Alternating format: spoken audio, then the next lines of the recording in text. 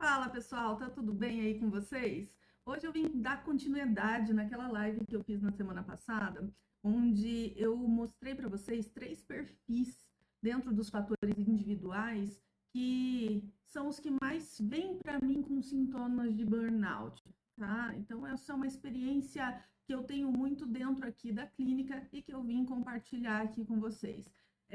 Para quem não me conhece ainda, eu sou Carol Yecker, eu sou psicóloga, eu trabalho com saúde mental dentro do contexto do trabalho e hoje eu vim esmiuçar um pouquinho mais sobre um dos perfis que eu falei, depois eu vou fazer outros vídeos sobre os outros perfis também, mas para a gente entender de onde ele vem, por que que esse perfil se forma desse jeito, por que que acontece esse nível de exigência com esse perfil e por que que ele é mais suscetível a entrar em burnout e o que que ele pode fazer para conseguir evitar essa síndrome, né, no dia a dia dele. Então, para quem não sabe, eu também trabalho com a terapia do esquema e com a TCC, e hoje eu vou usar como base aqui a terapia do esquema, tá?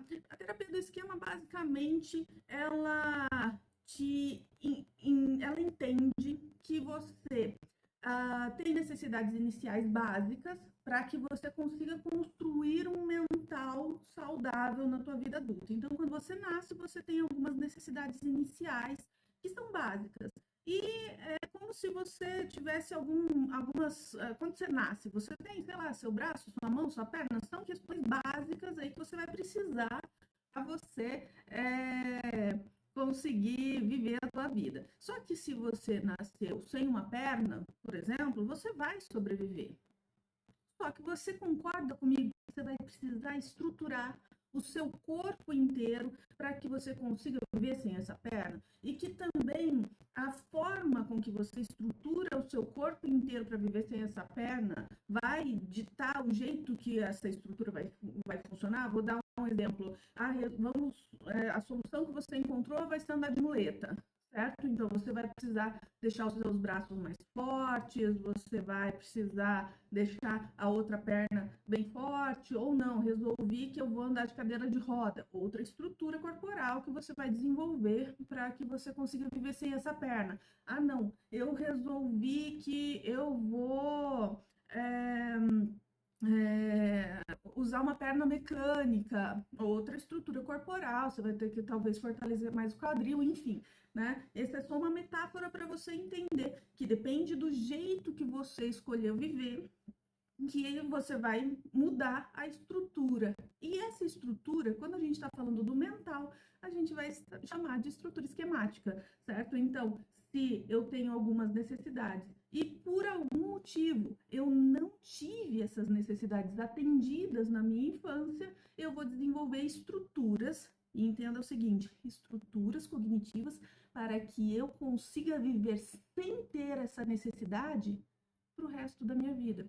Por isso, essas estruturas são perenes, elas vão ocupar o lugar da necessidade. Eu vou me preparar para viver sem aquilo que eu tinha necessidade na minha infância e por algum motivo eu não tive a percepção de ter na minha infância, tá? Eu vou explicar aqui basicamente quais são essas necessidades e vou focar em uma delas que vai trazer aquela ideia do perfil mais rígido, aquele perfil que não relaxa de jeito nenhum, tá? Então, deixa eu compartilhar aqui a tela com vocês. Aqui, pronto.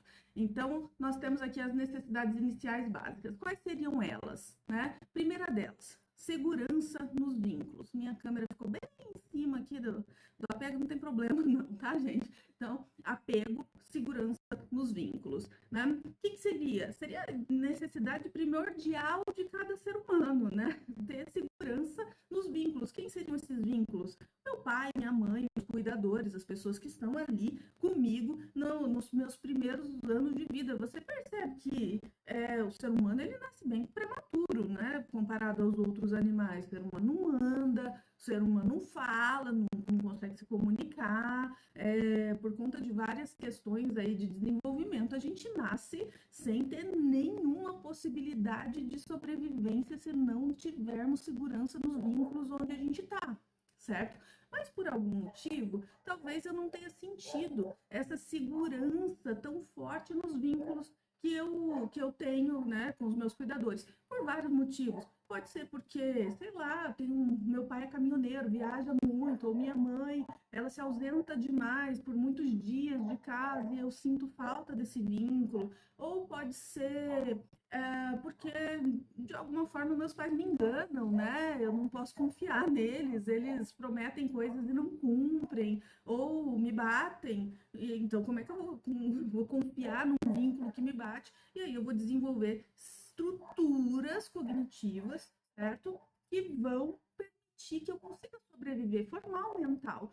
Só que vai ser um mental que vai me trazer dificuldade em formar vínculos na minha fase adulta, porque eu tenho estruturas ali dizendo, não forme vínculos, isso não traz segurança para você. Então, você vai sempre viver com uma certa insegurança nos vínculos, né? Autonomia. Autonomia é uma necessidade na nossa infância, porque a partir do momento que você nasce, sua mãe te alimenta, você cresce um pouquinho, a sua mãe te dá comida e você come sozinho, mais um pouquinho que você cresce, sua mãe vai lá, prepara a comida, você vai lá, apanha essa comida e consegue comer sozinho, mas para frente você consegue fazer sua própria comida. Mais para frente você consegue trabalhar para comer a sua própria comida. E a gente não está falando só de comida aqui, a gente está falando de várias coisas.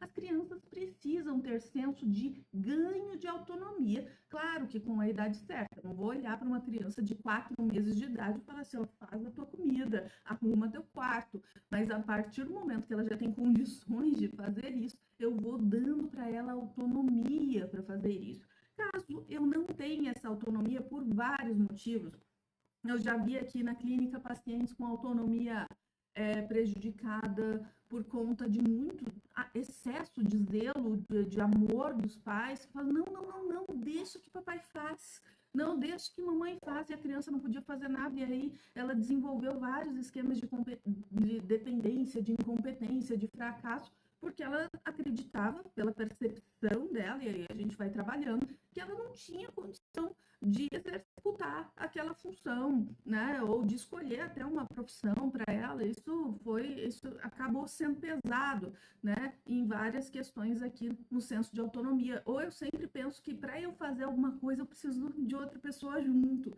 ou para eu fazer alguma coisa eu dependo do aval ou da autorização de outras pessoas. Eu nunca me sinto 100% autônomo. Faz sentido? Então, autonomia também é uma das necessidades, tá? Da nossa infância.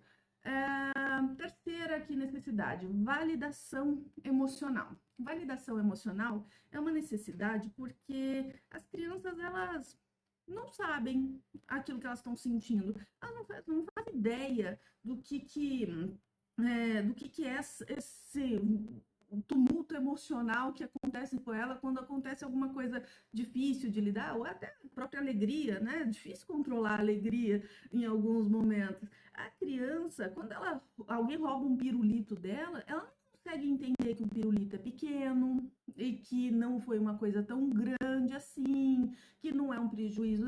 Ela vai chorar como se o mundo tivesse acabado. Vai de um adulto olhar para ela e falar assim, não, fica tranquilo, eu entendo que é ruim, que quando alguém pega alguma coisa sua, vamos ver o que dá para fazer com essa tristeza que você está sentindo? Será que se a gente comprar outro pirulito resolve? Será que se a gente conversar com o coleguinha que pegou o teu pirulito resolve? Será que... E aí a gente vai dando contorno para essa criança, entendendo que tem outras coisas que ela pode fazer, a não ser sucumbir a essa tristeza absurda que ela está sentindo.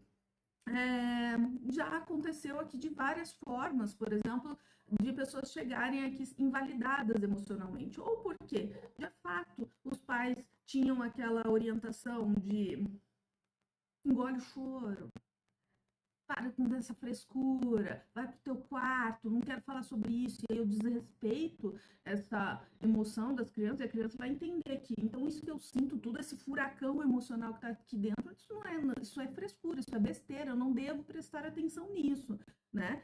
E muitas vezes, então, eu vou prestar atenção nas necessidades dos meus pais, né? Então, eu vou prestar atenção no que eles precisam, porque o que eu preciso não é importante nem para mim e nem para eles, percebe? A importância dessa percepção nos pais. Mas muitas vezes eu também vi pessoas chegando aqui invalidadas por muito amor, né? Muitas vezes o pai falando, não, a criança cai, né? Não, fica tranquilo, não foi nada, não foi nada. E a criança, mas tá doendo. Não foi nada, olha só que coisa linda aqui, né? Olha que coisa bonitinha aqui do lado. Não, você perdeu, mas olha pelo lado positivo. Perdeu isso, mas isso aqui é muito bom, sua vida é muito bacana e tudo mais. Percebe que os pais não estão validando as necessidades de reconhecimento dessa emoção negativa dessa criança, né? E muitas vezes essa pessoa não consegue reconhecer as próprias emoções negativas, ela não consegue lidar com a raiva, ela não consegue lidar com a tristeza, ela não consegue nem reconhecer esses sentimentos dentro de si, ela só age, né? Ela explode de raiva. Então, muitas vezes, essa validação emocional para me dar um contorno, ela é necessária. E onde a gente vai ficar aqui é esse próximo, que é a espontaneidade e lazer. Todo mundo tem direito de brincar e é uma necessidade básica da infância. Direito de brincar, de se divertir, de fazer as coisas sem um propósito maior, sabe? Uma vez eu vi uma reportagem de um rapaz da favela, ele dizendo assim, você já percebeu que na favela as crianças não têm direito de brincar por brincar? Qualquer coisa que ela goste de fazer, ele já tem que se desenvolver para ser profissional naquilo. Ah, joga bola, gosta de jogar bola, então já entra num clube e já vai fazendo um negócio, porque você tem que ser profissional, você tem que ser bom nisso, né? Não é só para se divertir. Ah, pinta legal, então já começa a pintar legal aqui, vai num curso para você trabalhar com isso, para você poder vender isso. Então, muitas vezes, neste processo, eu vou ceifando a brincadeira, a descontração, a baixa do rigor, né? E aí, quando eu não tenho ou não valorizo a espontaneidade e o lazer, eu viro um adulto muito rigoroso. Eu acabo desenvolvendo esquemas, estruturas que me impedem de valorizar ou de aproveitar momentos de descontração e de desfrute, né? E por último aqui, para a gente completar todas as necessidades básicas, né, da nossa infância, nós temos necessidade de limite. Eu brinco aqui com os meus pacientes que de todas as necessidades, essa é a única que a gente não quer ter, né? A gente quer ter segurança nos vínculos, autonomia, validação, brincar e tudo mais, mas limite é ruim, né? Limite ninguém quer, a gente briga contra, né? Quando os pais da gente querem dar limite pra gente, a gente quer sair fora, correr desse limite aí. E, na verdade, o problema da falta de limite é tão grande quanto os outros esquemas, ou até maior do que alguns, né? Porque eu acabo ficando sem noção da minha obrigatoriedade de fazer algumas coisas. Eu tenho pacientes que, por exemplo, por não terem tido limites na fase inicial, na fase adulta, eles não conseguiam ter disciplina, não conseguiam ter disciplina, não conseguiam acordar cedo, não conseguiam fazer as coisas na hora que tinham que fazer, uma dificuldade genuína deles, né, de conseguir cumprir regras, né, e por outro lado, também alguns pacientes acabavam se sentindo um tanto quanto superior aos outros. As regras para os outros são regras, valem para os outros, mas para mim não vale. Eu não vou jogar a mesma regra, né? Eu não vou fazer as mesmas coisas que as outras pessoas fazem. Eu sou melhor do que elas, de alguma forma. Então, um arrogo acaba aparecendo em pessoas que tiveram limites prejudicados aí na sua infância. Mas vamos agora ao que viemos. Né? Vamos nos concentrar aqui em espontaneidade e lazer. Então, deixa eu voltar aqui para a primeira tela, para eu poder falar olhando nos olhos de vocês, e para a gente entender o seguinte: espontaneidade e lazer é você poder fazer atividades lúdicas sem nenhum tipo de regra, sem nenhum tipo de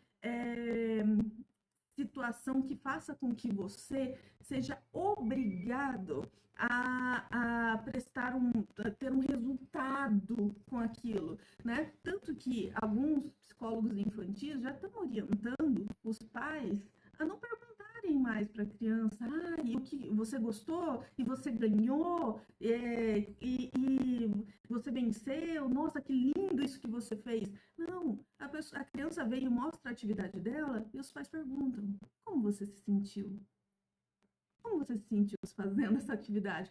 Para que a gente consiga dar para ela essa sensação de poder fazer coisas porque ela gosta de fazer, para ela começar a olhar para o seu dia a dia, para o seu íntimo mesmo e falar, não, isso eu gosto de fazer, isso eu não gosto de fazer, porque isso é muito importante na fase adulta, para que eu não fique tão rígido, para que a vida não seja uma competição o tempo todo, né? Se eu entrei no carro, eu tenho que chegar o mais rápido possível no lugar. Se eu entrei no supermercado, eu tenho que pegar minhas compras rápidas e ficar olhando com cara de ódio para o operador de caixa, para que ele passe a comprar rápido, porque eu preciso ir rápido para o estacionamento, porque eu preciso ir rápido fazer as coisas, porque o meu objetivo é só dar muito resultado.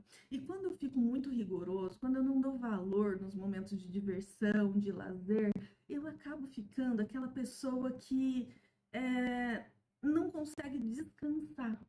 Não consegue, o tempo todo ela está trabalhando. Ela chega em casa e ela sonha com aquele momento de levantar os pés para cima, ficar tranquilo, desfrutar um pouco com a família, com os filhos. Só que o tempo todo ela está ali olhando o celular, vendo se está acontecendo algum problema, olhando na internet se vai acontecer alguma coisa. Ela está o tempo todo conectada com situações que podem ter produtividade. E aí todos os eventos que rodeiam ela são relacionados à produtividade. Ela vai ficando presa a, por exemplo, só vou para o bar para discutir questões com os amigos que estão fazendo negócios, fechando negócios, e a gente só fala de investimento, de empreendimento, de coisa, a conversa fica pesada, só fica falando de coisas que precisam dar resultados, e essa sensação de o tempo todo precisar dar resultado faz com que você não consiga relaxar.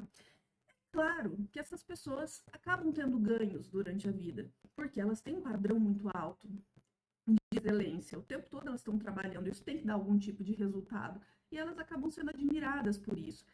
Só que depois acabam entrando em sofrimento, porque justamente é um momento de descanso e de lazer que vai abastecer o tanque para ela conseguir dar muito mais no seu trabalho e muito mais produtividade. Porque não adianta nada eu querer fazer as coisas sem descansar, porque eu vou dar um resultado muito ruim. E a pressão de estar tendo um resultado incrível o tempo todo é muito ruim, é muito pesado, é desesperador, é massacrante, né? E a pessoa acaba ficando hipervigilante o tempo todo. Eu tenho que falar a coisa certa, do jeito certo, não tem piada, conversa, sabe, essas conversas bobas à toa, né, de corredor, não interessam para ela. Olha com olhar de julgamento para as outras pessoas, porque do mesmo jeito que elas são críticas consigo mesmo, elas são críticas com os outros, né? Eu tinha um paciente, numa época, que ele era tão rígido com ele que ele chegava mais cedo do que todo mundo. Ele não fazia horário de almoço e ele saía mais tarde do que todo mundo na empresa, né? Era uma empresa grande, e ele exercia uma das funções de liderança. E era raro ele dizer que almoçou, entendeu? Que ele foi para casa, que almoço era coisa de comi alguma coisa ali em 5 minutos e voltei para o trabalho, às vezes na própria mesa do trabalho, né? E eu pensava, será que ele faz isso para mostrar trabalho para os outros, para mostrar eficiência, para ser reconhecido? E ele me dizia, eu faço isso para ninguém ter nada de ruim para falar de mim. Olha o rigor.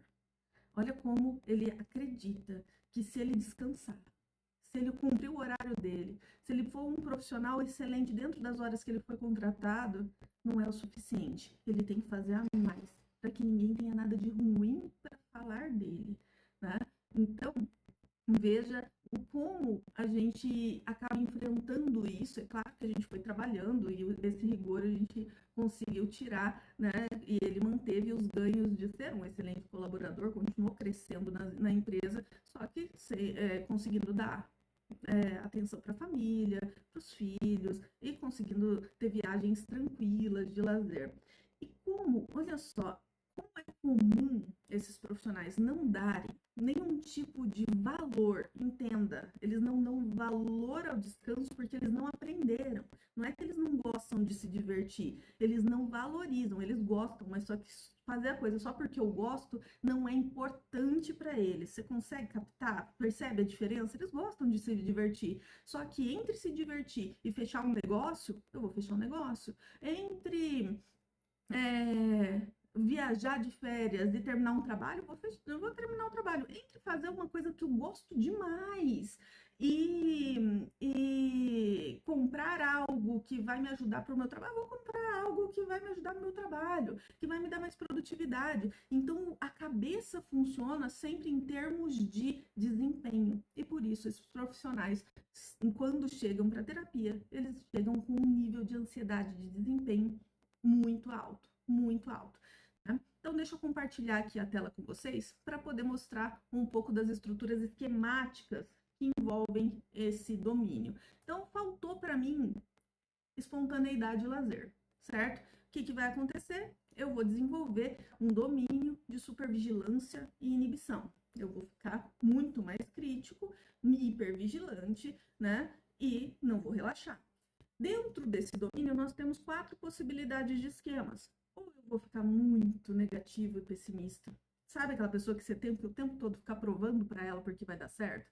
E ela sempre te provando por que vai dar errado e pensando em todos os pontos que vai dar errado? Isso vem de um esquema que ela formou para lidar com a falta de espontaneidade e lazer. Ela colocou um esquema de negativismo. As coisas são ruins, elas são duras, vai dar errado. Essas pessoas, num geral, chegam aqui dizendo: eu não sou pessimista, eu sou, como é que é? Eu sou realista, né?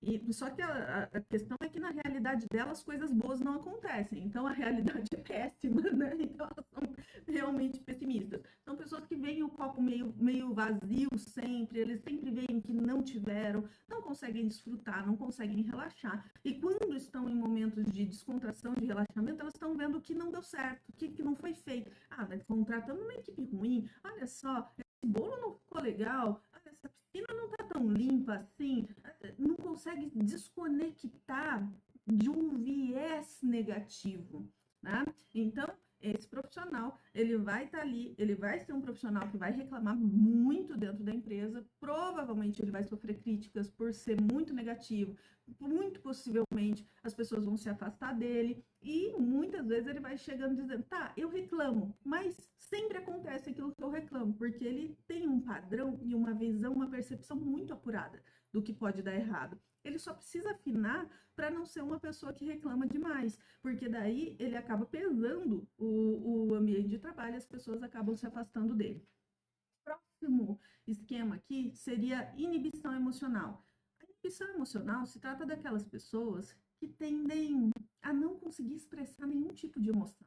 Nem alegria, sabe quando a alegria, a pessoa tá feliz, tá triste, tá com raiva, a cara é a mesma, não muda. A pessoa tem muita dificuldade de mostrar aquilo que ela tá sentindo. Em alguns casos, a pessoa sabe o que ela tá sentindo, mas ela consegue não expressar. Em grande parte dos casos, ela sente, mas não consegue expressar. Em alguns casos, a inibição é tão grande que ela não consegue nem sentir. Ela não consegue nem perceber o que ela está sentindo. Você tem que dizer para ela, olha, eu percebi que você estava alterada, que você estava com raiva. A pessoa não estava com raiva. Brava, xingou umas 3 pessoas ali, se levantou da mesa bruscamente, mas ela mesma não percebeu, ela não tomou contato com o sentimento de raiva que ela estava sentindo, porque é muito forte essa inibição, porque a inibição tem relação com desfrutar e sentir né? E a supervigilância ou hipervigilância faz com que eu não sinta nada. Não, o sentimento não é contabilizado. Tanto que algumas pessoas, quando você fala assim, tá, mas eu não me sinto segura com isso, a pessoa não entende. Ela não entende. A supervigilância e inibição, ela vai dizer para você, tá, mas isso é um aspecto emocional que não tem nada a ver com o que a gente está discutindo aqui, certo? Ela meio que entende que as emoções e os sentimentos devem ser condensados, controlados, compartimentalizados e excluídos, né, das suas tomadas de decisão e dos outros também. Então, pessoas que se emocionam muito, não são muito bem vistas por essas pessoas, né, que são mais inibidas emocionalmente. Próximo, padrões inflexíveis. Sempre quando eu vou explicar os padrões inflexíveis, eu percebo que as pessoas imaginam pessoas inflexíveis. E não necessariamente são pessoas inflexíveis. O que não se flexibiliza é o padrão, certo? Para a grande maioria das pessoas, né, que não tem padrões inflexíveis como esquema, o padrão começa assim, a flexibilidade começa mais ou menos assim. Eu vou avaliar esse trabalho que eu acabei de fazer. Ele pode ter ficado péssimo, pode ter ficado horroroso, pode ter ficado muito ruim, ele pode ter ficado só ruim, ele pode ter ficado meia boca, ele pode ter ficado bom, ok, ele pode ter ficado muito bom, ele pode ter ficado excelente e ele pode ter ficado perfeito, certo? Então temos vários níveis. Às vezes não ficou perfeito, mas ficou ok, entendeu? Então dá para passar. Às vezes não ficou, nossa, dá para evoluir, tem coisa para evoluir do ok para o bom, né? Então eu consigo ter uma flexibilidade de avaliação. Para a pessoa com padrão inflexível, funciona da seguinte forma: ou tá perfeito, ou é uma porcaria. Então, essa pessoa tem que conviver diariamente pensando que o mínimo que ela tem que fazer é ser perfeita. O mínimo é ser perfeita. E quando ela faz o mínimo, que é ser perfeita, ela não fez mais que obrigação. Veja só quando que essa pessoa vai conseguir ganhar, quando é que essa conta fecha? Porque se ela o mínimo que ela tem que fazer é ser perfeita. E quando ela erra, ela tem que pagar, né? Ela vai criando dívidas. Quando é que essa conta fecha? Não vai fechar. Então, essa pessoa acaba sendo muito crítica, muito rigorosa, muito hipervigilante, carregando pedra mesmo. São pessoas que, sei lá, vão. Não é raro, tá acontecendo no consultório. Acho que semana passada aconteceu.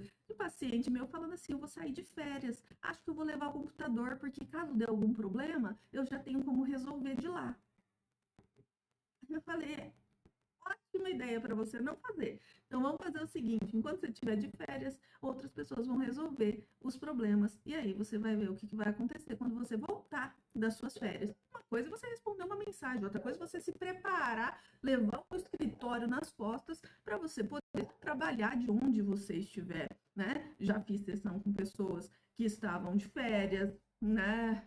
Fazendo reunião de trabalho nas férias, trabalhando, indo até a empresa, vendo coisas e tudo mais nas férias. E não é porque a empresa pedia, é porque o padrão delas era um padrão muito crítico, muito rigoroso. E sair do trabalho, descontrair, lazer, não fazia muito sentido para elas. A questão é que a gente vai esvaziando o tanque, esvaziando o tanque, esvaziando o tanque, em algum momento a gente entra em burnout. A gente entra num nível de estresse muito alto. E o próximo aqui, né, para a gente encerrar a supervigilância e inibição, nós temos um perfil de postura punitiva. Postura punitiva é com a gente e com os outros. Então, se eu sou punitiva, a pessoa errou, ela tem que pagar. E eu vou ser muito cruel. Quando eu vou ajudar ela a sofrer as consequências do erro dela. Só que quando somos nós que erramos, a gente tende a ser cruel também. Muito mais cruel do que com os outros. A gente não sai do erro, a gente tenta pagar de todas as formas possíveis, a gente se faz sofrer e assim por diante. Então, é muito difícil quando a gente tem uma postura punitiva. Seguinte, eu preciso ter os 4 esquemas? Se eu não tive, não pude me divertir na minha infância, eu me reconheço nesse padrão, preciso ter os 4 esquemas? Não, não precisa. Você pode ter um deles, 2 deles, todos eles, né? existem ferramentas que a gente consegue fazer essa mensuração, né, aqui dentro da clínica, e a gente vai entendendo dentro da história de cada um, né, como isso funciona, né? Então, assim, eu gostava muito de uma supervisora que eu tinha, terapeuta, que ela falava assim que não adianta você querer tampar um buraco que te faltou com uma terra que não é dali. Você tem que pegar aquela terra que estava faltando para tampar esse buraco. Então, quando eu tento cobrir o buraco que faltou espontaneidade e lazer comigo, com outras coisas, não vai adiantar. Eu vou precisar de fato. Deixa uma travadinha aqui, espero que não tenha atrapalhado o andamento da gravação. Mas se eu tenho uma falta de espontaneidade e lazer, eu preciso preencher essa falta com espontaneidade e lazer. Eu preciso aprender a desfrutar, aprender a me divertir. Não é fácil, não é fácil, é aos poucos. Muitas vezes você vai se pegar nesse padrão e falar, será que realmente eu dou valor nos momentos de diversão? Será que quando eu vou para um lugar para me divertir, eu me conecto com a diversão, eu desfruto desse lugar, ou eu fico pensando em tudo que eu tinha que fazer, ou eu fico pensando, como é que tá lá, como é que tá o trabalho, como é que eu posso fazer, sabe? Será que eu fico o tempo todo me criticando e tudo aquilo que eu faço tem que sair tão perfeito que se não sair perfeito eu nem mando, eu nem faço? Eu nem subo o vídeo, por exemplo, se saiu com uma falha, igual agora que eu vi que teve uma falhinha de gravação, ou não. Eu contorno e consigo conviver com esses erros e consigo evoluir a partir desses erros, consigo me preparar um pouco mais. Né? Então, como é que eu vou conseguir trabalhar com o esquema de supervigilância e inibição? Poxa, Carol, me identifiquei muito. Eu percebo que tem vários comportamentos aí que me doem bastante. Eu sou rígido, eu fico competindo com os outros em fila de supermercado, eu me estresso com gente lerda no trânsito, eu acho que as pessoas têm que ser punidas o tempo todo, eu sou rigoroso comigo, sou rigoroso com as outras pessoas, e vivo sempre estressado, não consigo descansar, não consigo relaxar. O que eu faço? Vai procurar se conhecer. Vai procurar qual foi a terra que faltou. Porque eu estou falando aqui de um estudo amplo. E esse estudo vai se encaixar em você de alguma forma. Procura, avalia a tua história. Procura um terapeuta, procura uma pessoa que vai conseguir te ajudar nesse processo. Se conhece, acha qual foi a terra que faltou e dá para você, né, essa terra para poder tampar esse buraco. Quando a gente é criança, são os nossos pais que são responsáveis por preencher as nossas faltas. Quando a gente é adulto, somos nós mesmos que vamos tendo a responsabilidade de preencher as nossas faltas. É claro que a gente pode ter ajuda de pessoas como nossos companheiros, nossas companheiras, as pessoas que convivem ao nosso redor, podem ser relações boas, reparentalizadoras, que ajudam a gente a reduzir a força dessa química esquemática, mas está na nossa mão tomar a decisão certa e fazer a coisa andar, né? E fazer a nossa vida ficar mais leve, mais divertida, mais relaxada. E eu vou te dizer uma coisa, muitas vezes a crença que a pessoa tem de que se eu descansar eu não vou produzir mais, se eu parar de ser rigoroso eu vou perder desempenho, ela é uma crença falsa, porque quanto mais você se diverte, mais você tem conexões neurais para tomar decisões mais criativas. Quanto mais você se diverte, mais você tem dopamina e serotonina no seu cérebro, que vai fazer com que você pense melhor, que você tenha mais sensação de bem-estar e que você consiga tomar melhores decisões no dia a dia do seu trabalho. Por isso aquela frase, work hard, play hard, ela faz muito sentido. Você quer dar muito desempenho? Então, se diverte bastante. Trabalha muito, tudo bem, mas se diverte bastante, que isso vai te dar fôlego para conseguir fazer aquilo que você precisa fazer no seu dia a dia, beleza? Gente, espero ter contribuído com vocês. Espero que esse vídeo tenha feito sentido. Se fez sentido para você, por favor, deixa um joinha aqui para mim. O canal está começando, ajuda a gente a começar esse canal. Se fez sentido para algumas pessoas que você conhece, compartilha o vídeo com elas. Eu tenho certeza que o intuito aqui da gente é só contribuir para que quanto mais pessoas tiverem uma relação boa com o trabalho, estável com o trabalho, que a gente consiga, é possível ter saúde mental no ambiente de trabalho. Por mais que muitas pessoas acreditem que não é possível, é muito possível e eu tô aqui para contribuir com esse processo com vocês.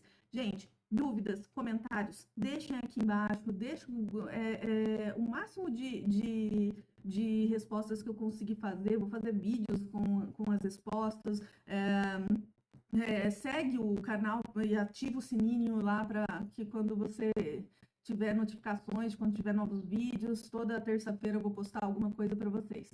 Beleza? Grande abraço. Até os próximos vídeos das próximas semanas e que vocês tenham uma semana incrível de trabalho, muito produtiva e que vocês consigam desfrutar a vida de vocês. Um grande abraço e até a próxima.